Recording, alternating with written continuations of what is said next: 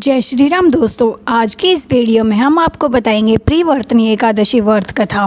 अगर दोस्तों आप इस चैनल पर नए आए हैं तो चैनल को सब्सक्राइब कर लीजिए और वीडियो को लाइक एंड शेयर जरूर कीजिएगा।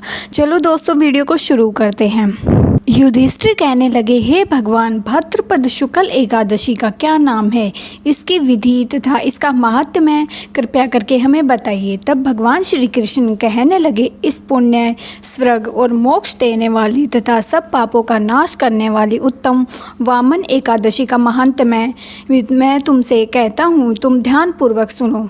यह प्रिवर्तनी एकादशी जयंती एकादशी भी कहलाती है। इसका यज्ञ करने से वाजपेय यज्ञ का फल मिलता है। पापियों के पाप नाश करने के लिए इससे बढ़कर कोई उपाय नहीं। जो मनुष्य इस एकादशी के दिन मेरी वामन रूप की पूजा करते हैं उससे 3 लोक पूज्य होते हैं। अतः मोक्ष की इच्छा करने वाले मनुष्य इस व्रत को अवश्य करें। जो कमल नयन भगवान का कमल से पूजा करते हैं वे अवश्य भगवान के समीप जाते हैं। जिसने भाद्रपद शुक्ल एकादशी का व्रत और पूजन किया उसने ब्राह्मण, विष्णु सहित 3 लोकों का पूजन किया।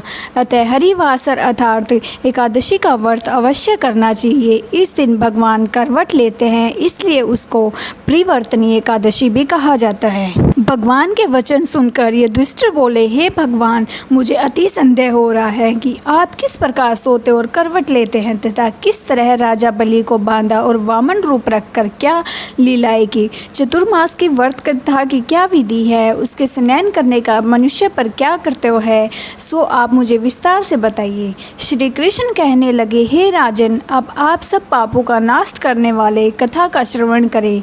चैत्र युग में बलि नामक एक दैत्य था।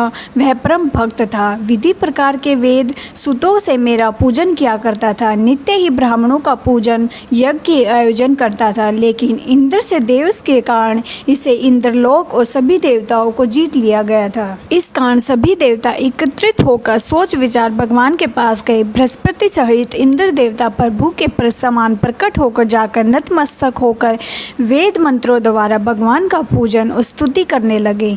अतः मैंने वामन रूप धारण करके 5वां अवतार लिया और फिर अतः तेजस्वी रूप से राजा बलि को जीत लिया।